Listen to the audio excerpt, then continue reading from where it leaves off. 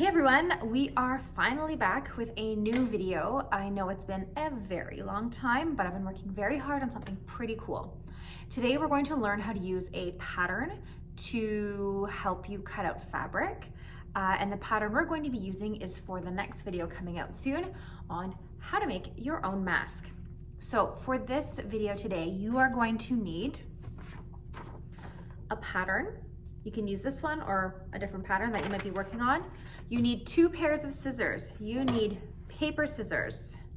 And you also need fabric scissors. We need 2 pairs because we don't use our fabric scissors on paper. You're also going to need some pins.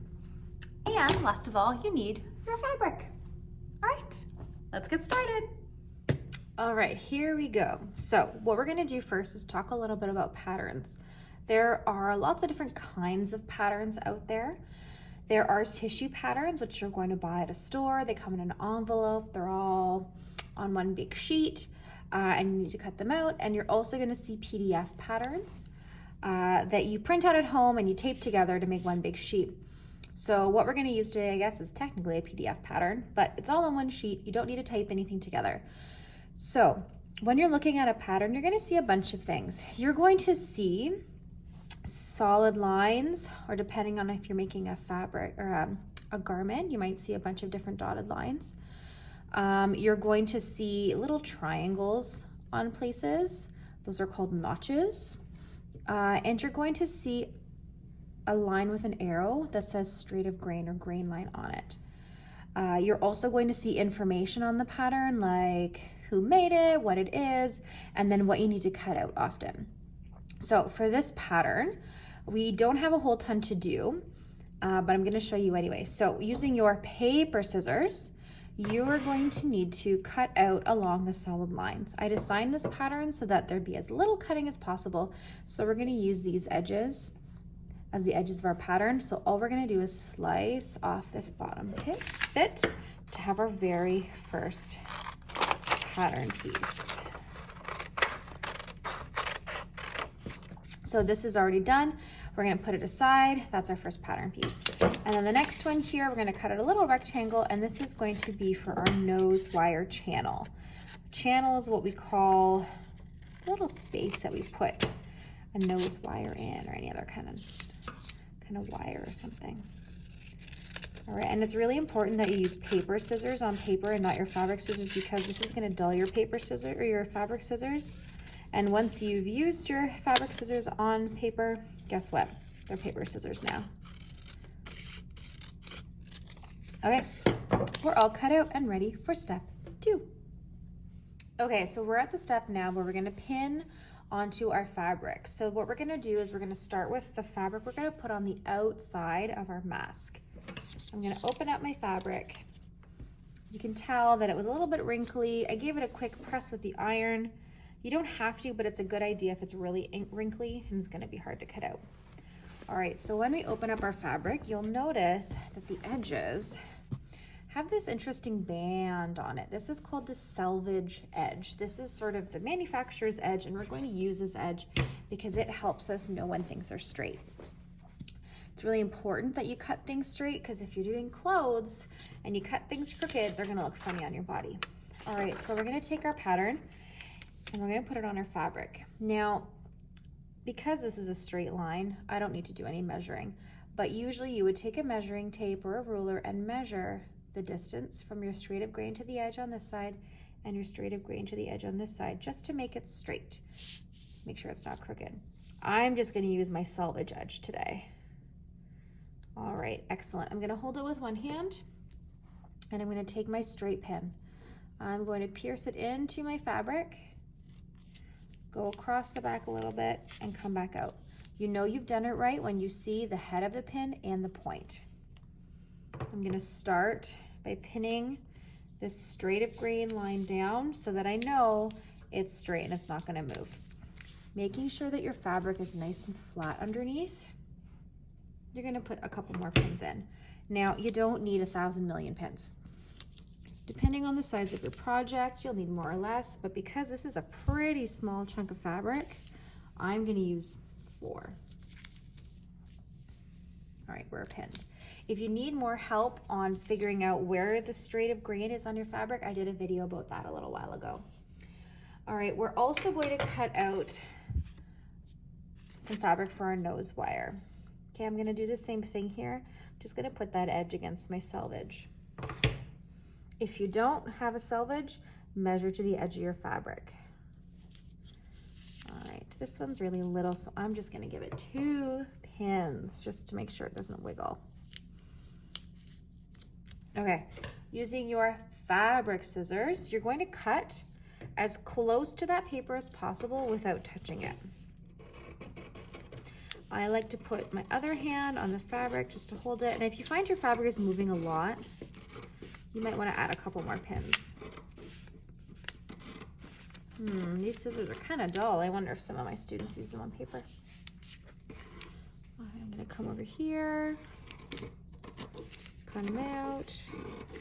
And look, I'm not leaving a big space between my scissors and the paper. I'm cutting as close as possible to the edge of the paper without cutting the paper. If you do occasionally cut the paper, it's not the end of the world, but try your best not to. I'm gonna cut out this last little bit.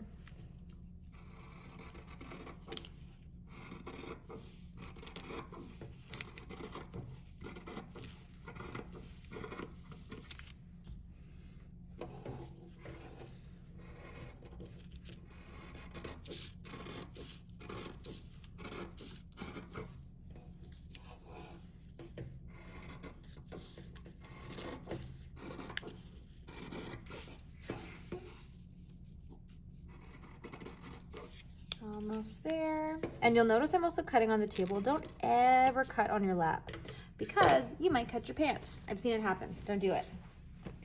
Okay, so this one's done. We're just gonna put it here for now. This one, however, is not.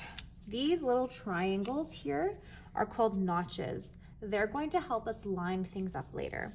Now you have 2 options when you're doing notches. Some people cut a little triangle out in this direction.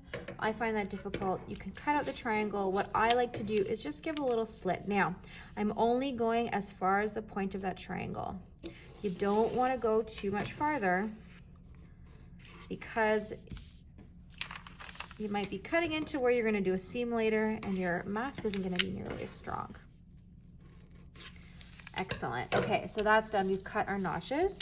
When you look at the fabric, you'll see just a little slit that's going to help us later. Okay, so this tells us to cut 1 fabric. We did that. Now it says fold on dotted lines and cut 1 lining and 1 interlining. So I'm going to take these pins out.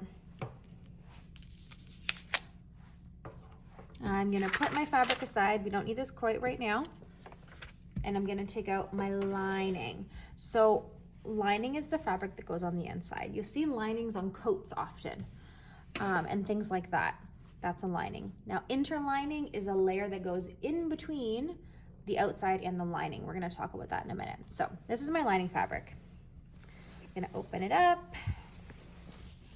Take a look at what I've got to work with here. You can tell that I've used this fabric before. Now I'm going to follow what this pattern says. It says fold on the dotted lines. So I'm going to use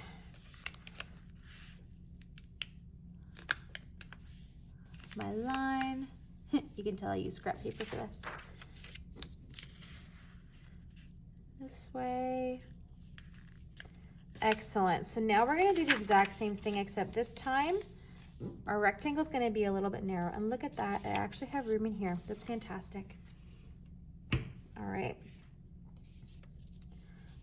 Again, I'm just going to place this right up against the selvage, or you can measure from the edge. But the most important is that it's straight and not like this, because that would not look very good.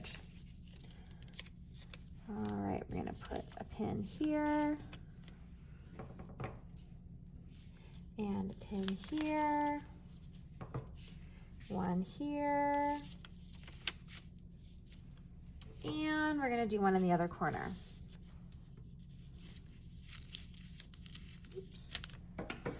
Okay, and just like last time, we're gonna cut out just on the outside of that fold. Now, it's really important here that you don't cut that fold, because if you wanna make this pattern again and you cut the fold, well, you've just ruined your pattern.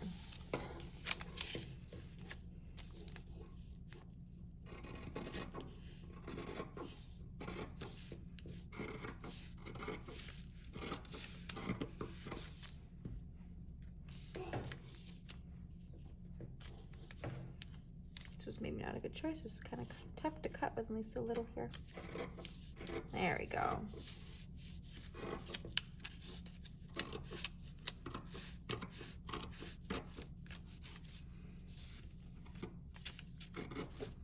Well, that was not a good choice that I made. I'm gonna go this way now.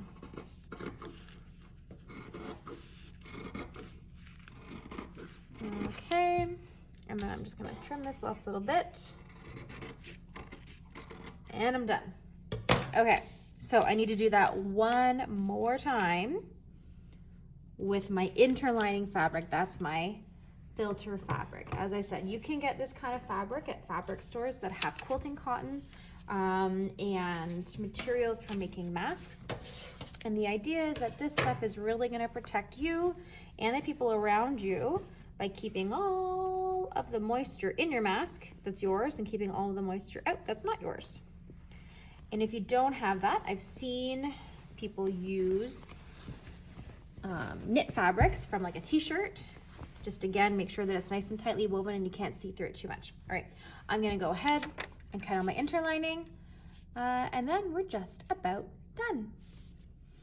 So once you've got your outside fabric, your lining, your interlining, and your nose wire channel fabric cut out, you are ready to get started making your mask. So head on over to the next video and we'll get started.